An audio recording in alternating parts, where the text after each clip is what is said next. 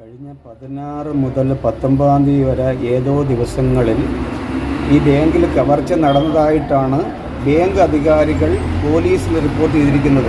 കൊല്ലം മടത്തറയിൽ SBIയുടെ ATM കൗണ്ടറിൽ മോഷണ ശ്രമം. പോയിട്ട് വരുമ്പോൾ മനസ്സിലാവും ഇത് അവിടെ വിളിച്ചതാണോ ഇല്ലയാണോ എന്നുള്ളത് ഇപ്പോൾ മനസ്സിലാവും. എന്തായാലും പിന്നെ വൈകുന്നേരം അവർ വരുന്നതിന് ശേഷം പ്രകാശ് അയാൾ കണ്ണനോട് എന്നെ ഒന്ന് വിളിക്കാൻ പറയും കേട്ടോ. ഓക്കെ, ശരി ശരി.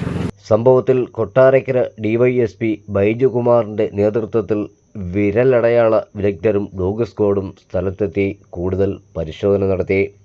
ATMലെ ക്യാമറകൾ ഇൻസുലേഷൻ ടേപ്പ് ഉപയോഗിച്ച് മറയ്ക്കുകയും കേബിളുകൾ വലിച്ചു പൊട്ടിക്കുകയും ചെയ്തിട്ടുണ്ട്. ATMന്റെ ഫേസ് ഡോർ കുത്തിപ്പൊളിച്ച് നമ്പർ ലോക്ക് ഇളക്കി മാറ്റിയെങ്കിലും ഉള്ളിലെ ലോക്കർ കുത്തിപ്പൊളിക്കാൻ മോഷ്ടാവിന് ആയിട്ടില്ല.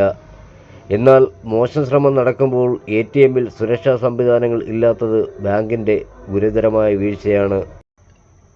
പോലീസെത്തി പ്രദേശത്തെ CCTV ദൃശ്യങ്ങൾ പരിശോധന നടത്തി കൂടുതൽ തെളിവുകൾ ശേഖരിക്കുകയാണ്.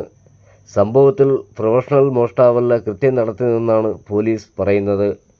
ബാങ്കിലെ CCTV ദൃശ്യങ്ങൾ കേന്ദ്രീകരിച്ച് അന്വേഷണം ഊർജിതമാക്കുമെന്ന് കൊട്ടാരക്കര DYSP പറഞ്ഞു. ന്യൂസ് ഡെസ്ക്, കൊല്ലം. പോലീസുകാർ അതനുസരിച്ച് റിപ്പോർട്ട് FIR തയ്യാറാക്കിയിട്ടുണ്ട്. പക്ഷേ ഈ ആധുനിക സജ്ജീകരണങ്ങളുള്ള സമയത്ത് ഈ ബാങ്കിൻ്റെ ATMൽ വൈദ്യുതിയില്ല, വെളിച്ചമില്ല, അലാറമില്ല. അത് ബാങ്ക് അധികാരികളുടെ ഭാഗത്ത് നിന്ന് വൻ വീഴ്ചയാണ് സംഭവിച്ചിരിക്കുന്നത്.